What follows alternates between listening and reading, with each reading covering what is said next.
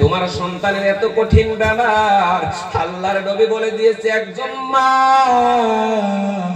মাহে রমজান মাসের ভিতরে যদি চিহুরির টাইমে তুলে দিয়ে সন্তানদেরকে এবার ইফতারের আগে মা যদি সন্তানের জন্য চোখের পানি ছেড়ে দেয়, আবার আল্লাহ এত খুশি হয়ে যায়। আল্লাহ বলছে মার চোখের পানির জড়িয়েতে সন্তানদের হায়াত পর্যন্ত আমার আল্লাহ বাড়ায়া দেয়। বলেন সুবহানাল্লাহ। এবার মায়ের চোখের পানির জড়িয়েতে সন্তানদের শরীরের ভিতরে যদি কঠিন কঠিন বেমার থাকে রে মুসলমান, আল্লাহ তাআলা মায়ের চোখের পানির জড়িয়েতে সন্তানদের বেমারে তিনি আমার আল্লাহ সেবা করে দেয়। সকলেই বলুন আমিন। 3 নম্বর মা বোনেরা ভালো করে শুনে রাখেন, তোমার শরীরের ভিতরে যদি লজ্জা ইসলাম না থাকে রে মা, তোমার পায়ে ধরে বলছি রে বাপ, এরকম ধর্মীয় জলসার দরকার নাই, জামাতে তাবলীগ করার দরকার নাই, কোন পীরের হাত ধরার দরকার নাই রে মা।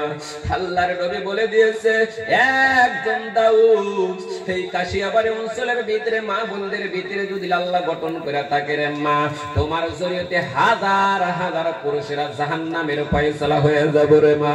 ও মা, তোমার পায়ে ধরে বলছি রে মা, তুমি শুনিয়া রাখো, আল্লাহর নবী বলে দিয়েছে মেয়ে জাতটাকে আল্লাহ তাআলা এত বড় মর্যাদা দিয়ে আল্লাহ দান করেছে, আমরা কেউ জানি না। এই বৈঠকের ভিতরে অনেক মানুষ আছে, আমরা পীরের হাত ধরনেওয়ালা আছে না নাই বাবাজি? আমরা বলি মারিফত মারিফত মারিফত কাকে বলা হয়?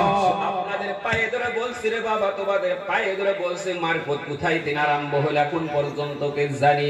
আমি কোন পীরের দিকে লক্ষ্য করব না, কোন ইতিহাসের দিকে লক্ষ্য করব না, লক্ষ্য করব আমার বিবির দিকে। বলুন সুবহানাল্লাহ। আল্লাহ তাআলা মারিফত সর্বপ্রথম এই বিবি কাকে বলা হয়? ও মুসলমান মানুষ, তোমাদের পায়ে ধরে বলছি তোমরা ভালো করে শুনিয়া রাখো রে। এই মেয়ে জাতটাকে আল্লাহ বানাইছেন, মহিলাদেরকে যে আল্লাহ বানাইছেন কি উদ্দেশ্য বানাইছে এখন পর্যন্ত আমরা শুনতে পারি নাই। মহিলা জাতটাকে আল্লাহ বানাইছেন শুধু মাত্র আমাদের দিলটা ঠান্ডা করার জন্য আল্লাহ বানাইছে। বলেন সুবহানাল্লাহ। মহিলা জাতটা দুনিয়ার ভিতরে বানাইছেন আমাদের পুরুষদেরকে দিল ঠান্ডা করার জন্য আল্লাহ বানাইছে। হযরত আদমকে যখন আল্লাহ জান্নাতের ভিতরে যখন বানায়া রাখলো, ইতিহাসটা ভালো করে শুনিয়া রাখেন।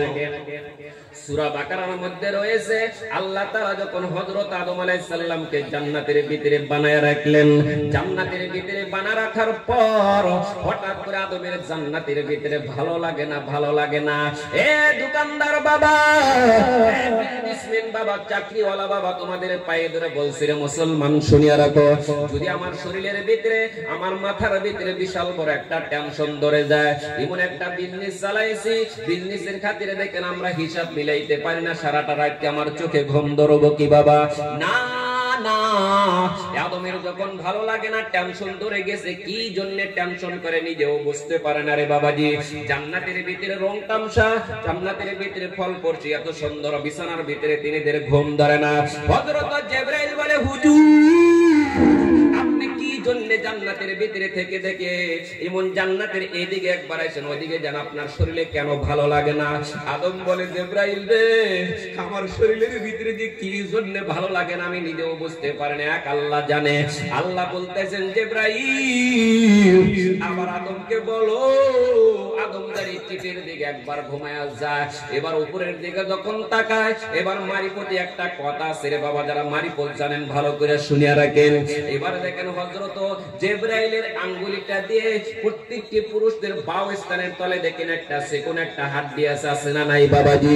হযরত জিবরাইল এসে দেখেন আদমের বাম পাশে দেখেন এমন ভাবে হাড্ডির ভিতরে যখন ধরলো, এইবার জিবরাইল বলে আল্লাহ বড় ভালো লাগে না রে আল্লাহ, বুড়ো হয় সারা দুনিয়ার পাহাড়টা আমার বুকের মধ্যে তুমি পৌঁছায় দিয়েছো রে আল্লাহ।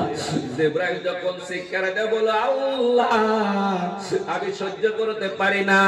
এবার আল্লাহ বলতেছেন জিবরাইল আমার আদমকে ভরো, আদম যাই আর চোখের মধ্যে পানি বাহির করে না, বলিয়া দাও তার বাইরের দিকে তাকাও, বামের দিকে তাকায়া দেখেন যে আল্লাহ তাআলা আদমের বাম পাশে বিশ্ব সুন্দরী একটা মহিলা বানায়া দিয়েছে। বলেন সুবহানাল্লাহ।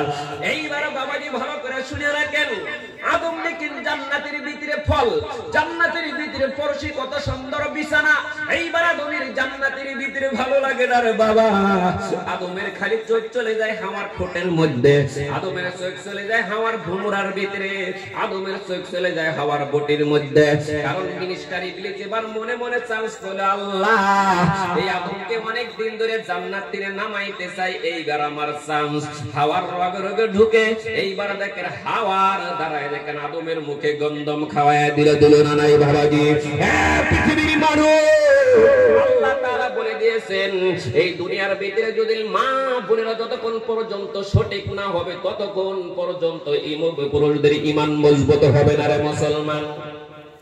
এইবার দেখেন মেয়েরা, ও মা বোনেরা, তোমাদের পায়ে ধরে বলছি রে মা, তোমরা ভালো করে শুনে রাখো। এই যে মেয়েদের আল্লাহ তাআলা ভোমরা দান করছে, এই ভোমরার ভিতরে আল্লাহর মদত রয়েছে।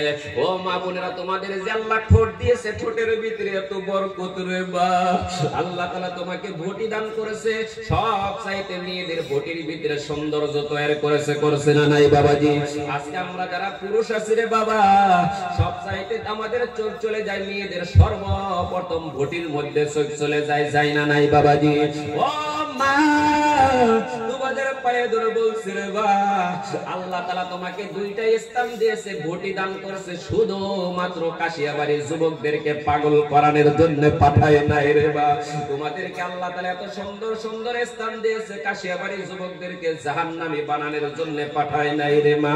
আল্লাহ বলছে মেয়েদের দুইটা স্থান দিয়েছি শুধুমাত্র জীবন ব্যবস্থা করার জন্য, আর ছোট্ট ছোট্ট শিশুদের প্রাণ বাঁচানোর জন্য আল্লাহ তোমাকে দান করেছে। বলেন সুবহানাল্লাহ। যে সময় আমি মা মা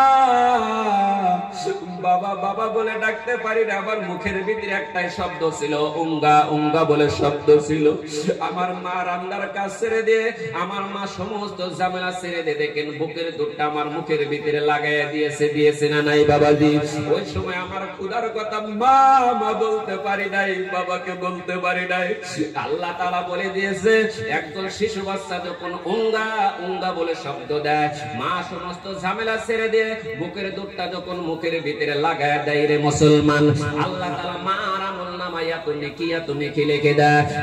একজন সন্তান মৃত্যু হওয়ার পর যখন আল্লাহ হঠাৎ করে যদি ঈসা আলাইহিস সালামের জামানার ভিতরে জিন্দা করে দিয়েছে, এত বড় মওজুদা যে রহমতটা আল্লাহ দান করেছে, ওই রহমতটা শুধুমাত্র প্রত্যেকটি ঘরের ভিতরে মার মাথার ভিতরে আল্লাহ বর্ষিত করে দেয়। বলেন সুবহানাল্লাহ।